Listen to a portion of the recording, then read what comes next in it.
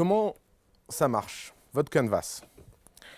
Eh bien, vous devez comprendre que en fait, vous êtes en train de jouer à un jeu qui s'appelle le design. Alors, en France, design, ça veut dire graphisme ou jolie couleur sur un site. C'est pas du tout ça que je veux dire. Design, c'est le fait de concevoir dans sa totalité quelque chose pour qu'il soit beau dans tous ses aspects. Et donc, pas seulement esthétique, mais aussi fonctionnel, rationnel, intelligent, bien foutu, quoi. Euh, Ça, on s'en fiche. Je pense qu'il faut toujours avoir deux étapes. Première étape, c'est la génération d'idées. Et une fois que vous avez des idées, vous les testez le plus rapidement. Et vous faites du prototyping. Alors, il vendait quoi le mec qu'on a vu? Des cours. On a vu un entrepreneur il n'y a pas très longtemps qui est venu nous voir. Et en fait, il a une idée géniale. C'est le fait de pouvoir réserver un cours à domicile avec un prof en quelques minutes.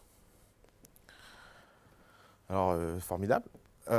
Et donc, il se dit, en fait, ce dont j'ai besoin, c'est une plateforme vachement compliquée où les gens peuvent mettre quand est-ce qu'ils sont disponibles pour des cours, et des profs peuvent mettre les prix, et puis on va réserver, et puis système de paiement, etc. En clair, il a décrit 2 ans de travail. Mais le problème, c'est qu'il a une hypothèse qui est de se dire que les gens cherchent des cours. Eh ben, il y a une façon super simple de vérifier ça. Vous mettez juste un site internet avec le listing de tous les cours à domicile disponibles à Paris. Et vous commencez comme ça. Et si là, vous avez 20 000 personnes qui se connectent à votre site, eh ben, vous savez ce que vous faites. Donc vous pourrez, par exemple, permettre de réserver ou d'avoir les numéros de téléphone. Puis ensuite, vous permettrez de rajouter des cours. Et puis une fois que vous avez permis de rajouter des cours, vous permettrez aux gens de pouvoir choisir s'ils veulent quelque chose ou pas, etc., etc. Et puis le prix, et puis le paiement en ligne, et puis je ne sais pas quoi. Mais ça ne sert à rien de faire tout ça si vous ne savez pas si les gens cherchent des cours ou pas. Et la seule façon de faire ça, eh ben, c'est de prototyper. Alors vous n'avez aucune excuse. Un prototype, vous avez largement le niveau pour le fabriquer. Un prototype, ça peut être un truc aussi bête que du papier et du carton pour montrer une app iPhone. Pas besoin de faire une app iPhone pour voir si les gens rêvent ou pas d'avoir l'app. Un prototype, ça peut être des choses où, si vous êtes des littéraires, vous pouvez avoir une vraie maîtrise. Ça peut être des très jolis slides, un prototype. Un prototype, ça peut être une superbe vidéo, etc., etc. Il faut que vous trouviez un moyen de tester auprès des gens de la façon la plus honnête possible si les gens sont intéressés ou pas par ce que vous faites.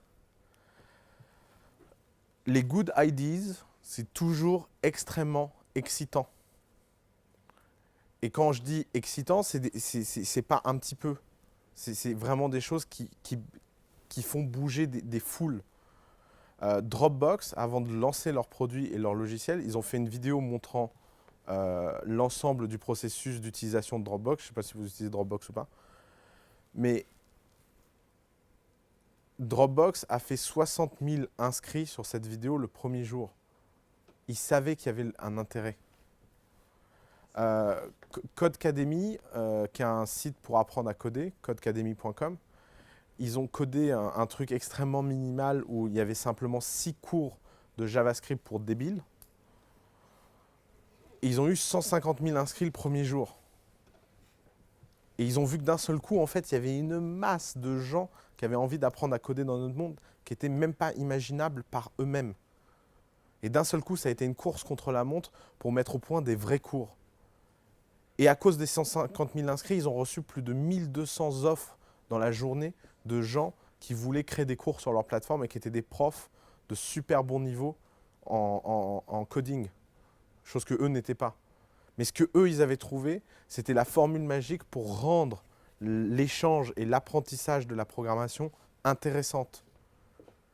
Tout le reste suit logiquement et naturellement une fois que vous êtes sûr qu'il y a un besoin. Et pour être sûr qu'il y a un besoin, vous devez jouer au jeu du coût minimum. Alors il y a une expression qui est le minimal viable product. C'est le fait de mettre au point un produit avec un niveau de feature extrêmement atomique et suffisant pour voir si les gens sont intéressés ou pas.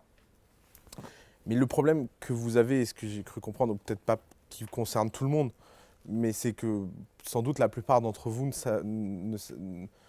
vous savez pas coder. Donc oubliez le minimum viable product, c'est pas très grave. Vous pouvez faire plein d'autres choses pour voir si les gens sont intéressés ou pas. Et si vous avez 25 000 personnes qui réclament après une vidéo que vous avez tournée montrant quelque chose qui a été fait et qui est complètement fake, vous pourrez toujours motiver un ingénieur en disant « Regarde, non seulement mon idée elle est super, mais en plus il y a déjà 25 000 personnes qui la veulent. » C'est une toute autre conversation. C'est pas la énième conversation de « on va s'enfermer pendant une cave pendant 1 an et on verra si ça marche ou pas ». Et parce que vous devez comprendre une réalité dans ce monde, c'est que l'argent, ça se remplace, toujours. Si vous perdez de l'argent, vous en retrouverez toujours ailleurs. Ce sera peut-être de plus en plus difficile au fur et à mesure que vous en perdrez, mais c'est jamais impossible. Regardez, Bernard Tapie, il fait encore des affaires. Enfin,